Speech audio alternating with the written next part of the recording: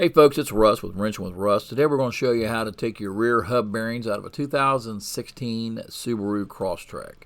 So let's get started. Alright, obviously the first thing you want to do is take the wheel off. Now you got the wheel off, the next thing you want to do is you're going to take the brake caliper off. We like to leave these brakes loaded. We just take the two bolts out of the back and you can pull the whole caliper and bracket off. The next thing you want to do is you want to get a hanger and you want to hang this. You don't want to just leave it with the hose connected and just leave it hang, because it could damage the hose. So get you a hanger. You're going to put the hanger in the side of this and then just locate it in your shock and your tower there on the spring, and then that should hold it. Now that you got that out of the way, the next thing you want to do is you want to take this drum off. And this is a combo rotor drum because it's got the parking brakes in it. So just take that off. And then you're going to see there's your parking brakes. And you're not going to mess with those. But the next thing you're going to do is you're going to take the nut off your axle. So take that nut off.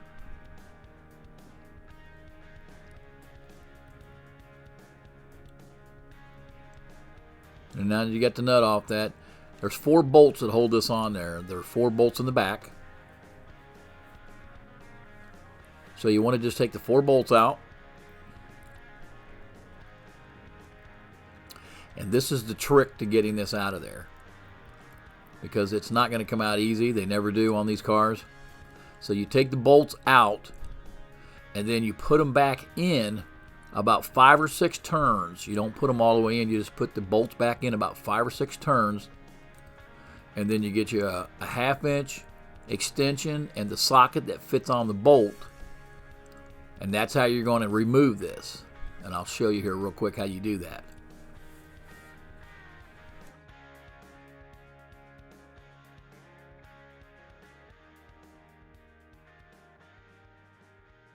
And you're going to take your socket and your extension and you're going to smack each one of these bolts pretty decent. And then that should start your hub coming out on the other side. And again, you don't want to put them all the way back in. But once it comes out, it's going to come out like this. The dust shield and the actual hub bearing is going to all come out at one time. Here's where you need to use your rotor.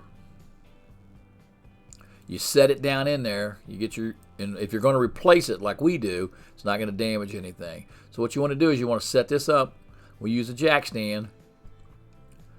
And then we set this hub down inside the old rotor. And then you're going to have to take a hammer and you're going to have to finish driving it out of there.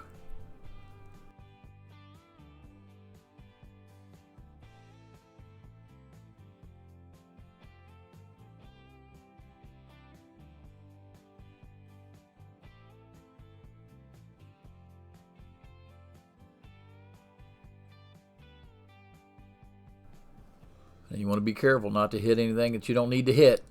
But once it breaks loose, it'll come right out. Now the bearing's out. Now you want to take yourself a drill and a wire brush or a wire wheel, and you want to clean both these areas.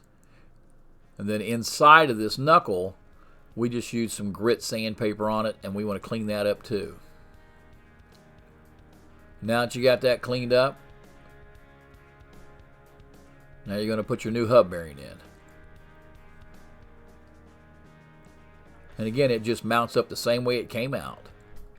So you set it in between the parking brakes, line up your bolts with the holes, and then remount it. And a good rule of thumb is once you get your axle in there, put all 4 bolts in, and then slowly and easily turn each one till you get them started, and then just go from corner to corner and tighten them down a little at a time. Because if you tighten one down all the way, it'll go in sideways and it will not turn.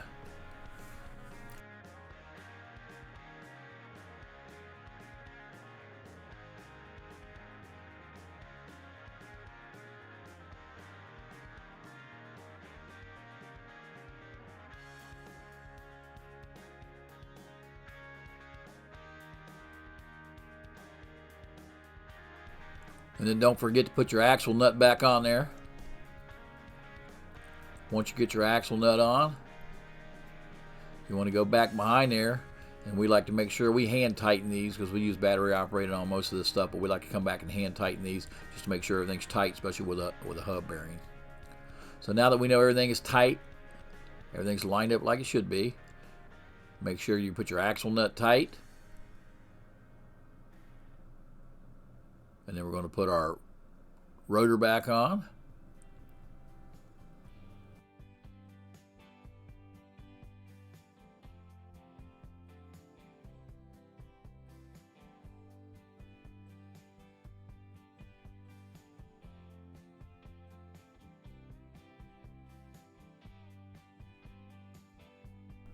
And then we're going to put our caliper and our bracket back on with our pads.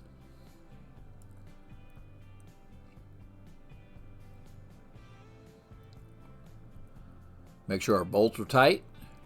And that, folks, is how you do it. Why pay someone else thousands of dollars when you can do it yourself?